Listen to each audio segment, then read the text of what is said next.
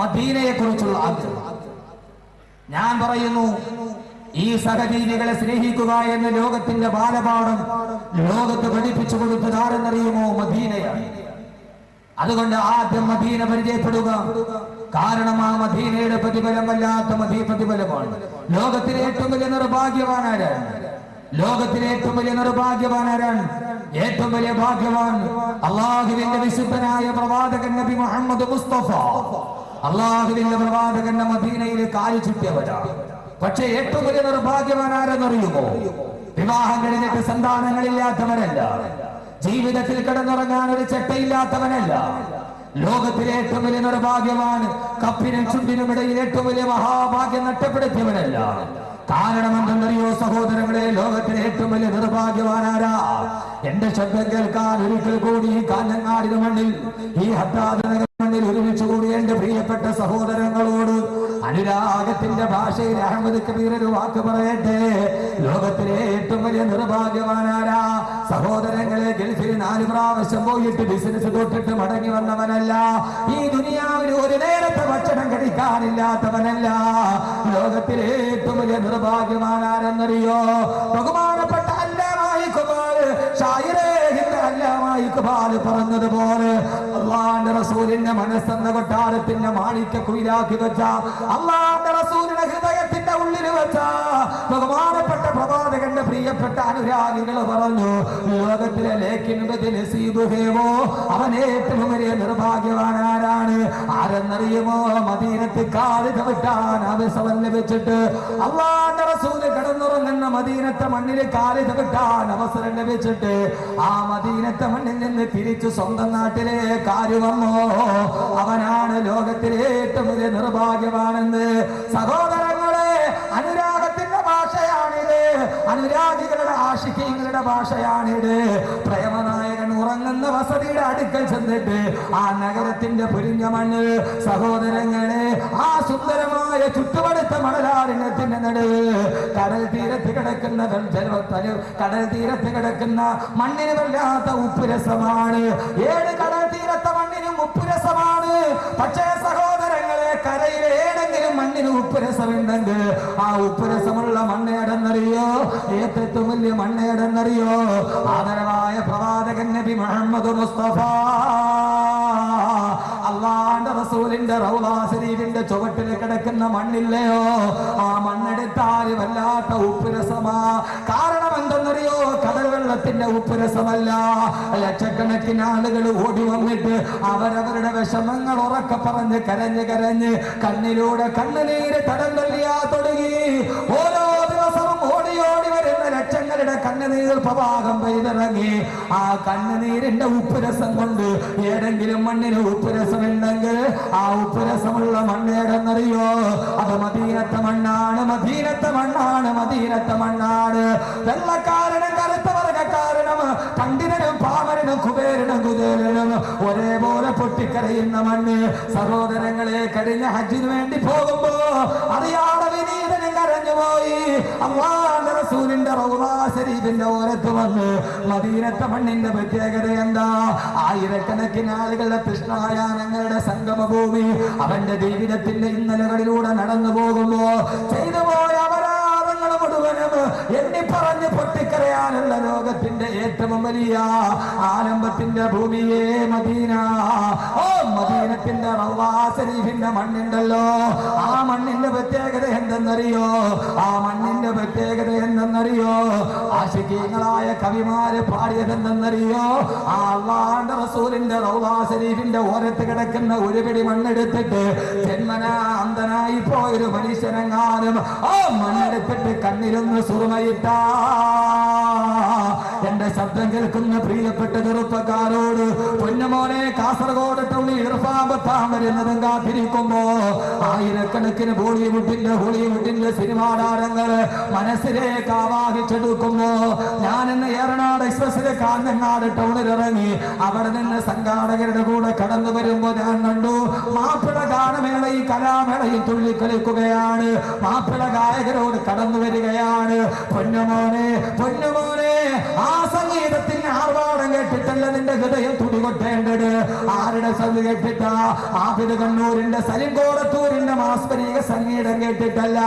പൊന്നുമോനെ, നിന്റെ ഹൃദയം മറക്കണം, നിന്റെ കണ്ണ് തുടിക്കണം, നിന്റെ കണ്ണിലൂടെ കണ്ണുനീര് തടം തല്ലിയാത്തൊടുക്കണം.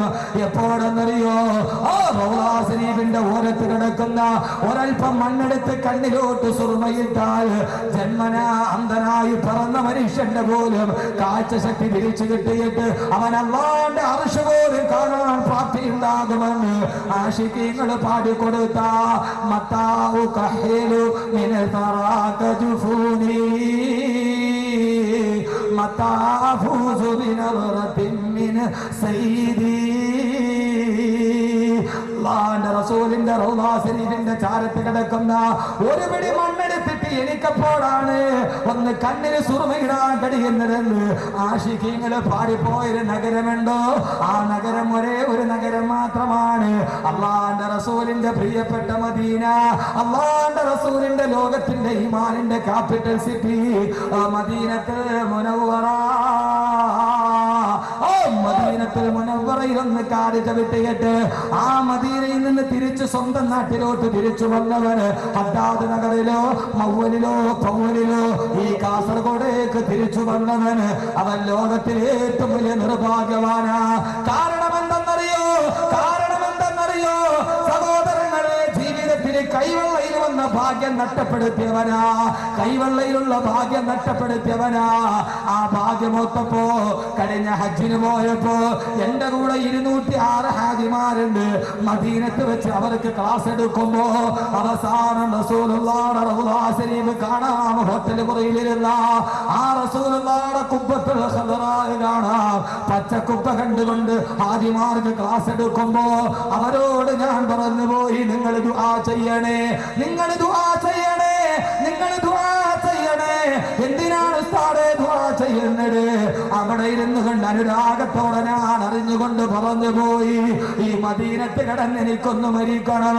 ഞാൻ എന്റെ വീട്ടിലേക്കില്ല, ഈ മദീനത്ത് കിടന്ന് മരിക്കാൻ അഹമ്മദ് കബീറിനൊരു ഭാഗ്യം കിട്ടാൻ നിങ്ങളൊന്ന് ദുആ ചെയ്യുമോ? അവരെല്ലാവരും പെട്ടെന്നോട് പറഞ്ഞു, എന്താ ഉസ്താദേ പറയുന്നത്? നിങ്ങളുടെ വയല് കേട്ട് കൊതി തീർന്നിട്ടില്ല, നിങ്ങളുടെ ക്ലാസ് കേട്ട് കൊതി തീർന്നിട്ടില്ല, വീട്ടിലെ മക്കള് കാത്തിരിക്കുകയല്ലേ, എന്താ പറയുന്നത്? ഞാൻ പറയുന്നത് കേട്ടാൽ നിങ്ങളും ആഗ്രഹിച്ചു പോകും. എന്നിട്ട് ഞാൻ അല്ലാഹുവിന്റെ റസൂലിന്റെ ഒരു ഹദീസ് പറഞ്ഞു. എന്റെ പുണ്യമദീന തുടങ്ങുകയാണ്. ആ മദീനത്തിന്റെ ഏറ്റവും വലിയ പ്രാമുഖ്യം ഏതെന്നറിയോ?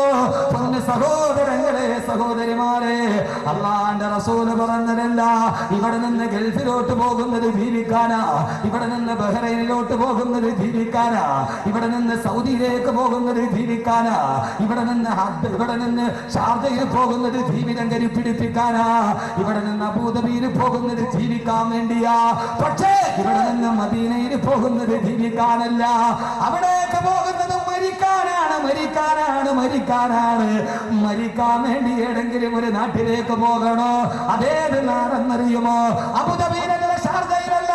പൊന്നു ചെറുപ്പക്കാരെ, ഹൃദയത്തിന്റെ ഉള്ളിൽ അല്ലാഹുവിന്റെ റസൂലിന്റെ ആ പഞ്ചകപ്പോ വചനമുണ്ടെങ്കിൽ മദീനയിലേക്ക് പോകുന്നത് ജീവിക്കാനല്ല, മദീനയിലേക്ക് പോകുന്നത് മരിക്കാനാണ്, മരിക്കാനാണ്, മരിക്കാനാണ്. കാരണം അല്ലാഹുവിന്റെ റസൂലല്ലയോ പറഞ്ഞത്, മനിസ്തതാഅ മിൻകും മയ്യമുതു ഫിൽ മദീന ഫൽയമുതു ഫിൽ മദീന. അല്ലാഹുവിന്റെ റസൂല് പറഞ്ഞു, മനിസ്തതാഅ മിൻകും മയ്യമുതു ഫിൽ മദീന.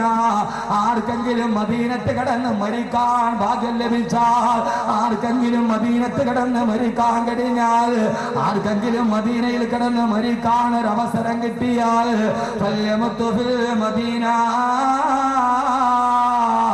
അവൻ മദീനയിൽ കിടന്ന് മരിച്ചു കൊള്ളട്ടെ. ആർക്ക് മരിക്കാൻ അവസരം കിട്ടിയോ അവൻ എന്റെ ഈ മണ്ണിൽ കിടന്ന് മരിക്കട്ടെ. എന്തെന്നറിയോ? നാളെ പരലോകത്ത് അവൻ അവന് വേണ്ടി സ്വർഗത്തിന് ഞാൻ ശുപാർശ ചെയ്യുമെന്ന്.